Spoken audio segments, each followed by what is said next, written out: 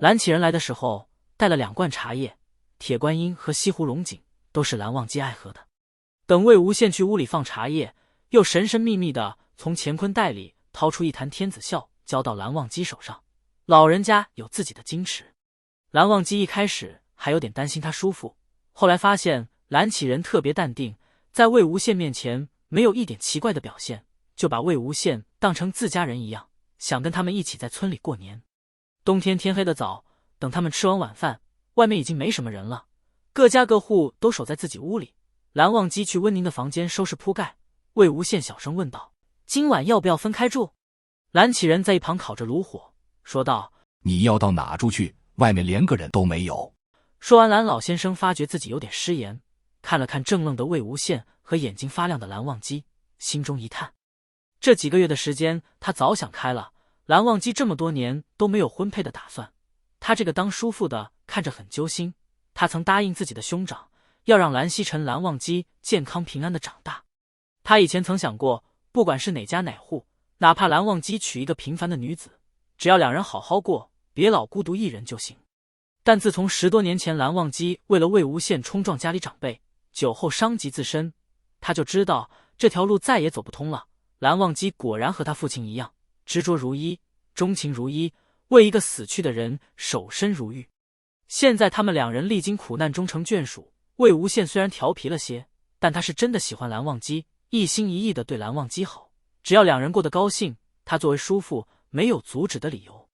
他已经年近半百，总不能管他们一辈子，说到底还是要蓝忘机自己过得幸福。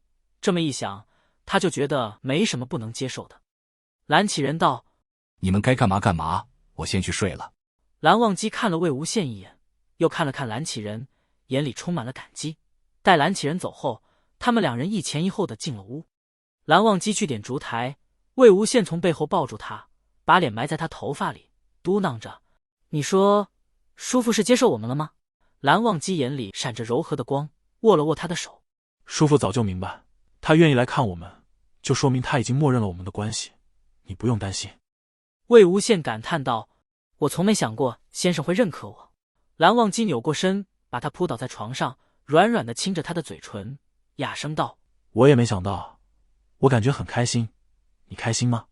魏无羡笑了起来，亲吻着他的脖子，手也伸进他的中衣，摩挲着他光滑的肩胛肌肉。“那我们就更开心点。”2人唇齿相贴，耳鬓厮磨，很快就把对方身上的衣服扒了个干净。被长辈祝福的感情让他们心中温暖满意，对彼此的渴望和喜欢也放大了数倍。蓝忘机亲吻着魏无羡的胸膛，从胸前一直到小腹。欢迎加入本频道会员，听完整版故事。魏无羡一觉醒来，也不知现在是什么时辰，强忍着酸痛的身子下了床，感觉腿肚子都在打颤，差点跪到地上。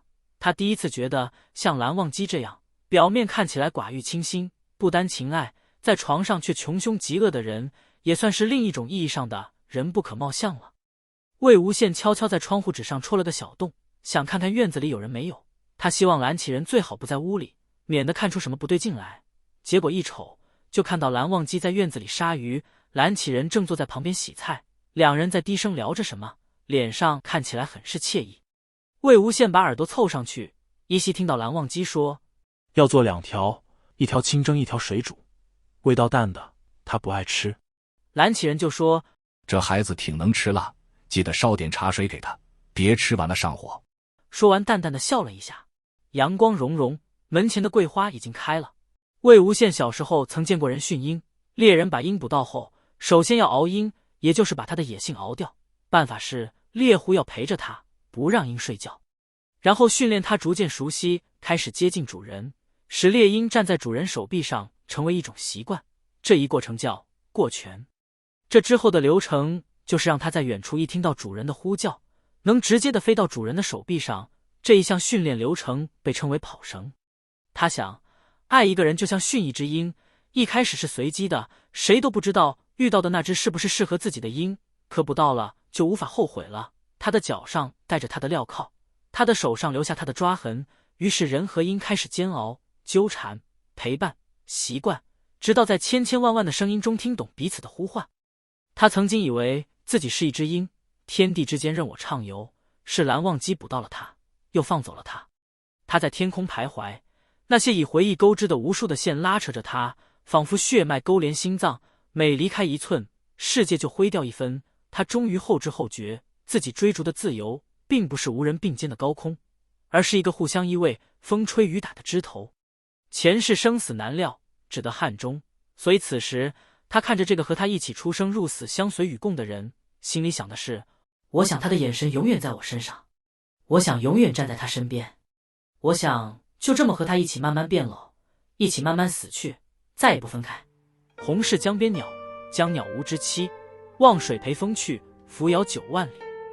加入本频道会员，听更多完整版小说，感受望县如何实践天天就是天天。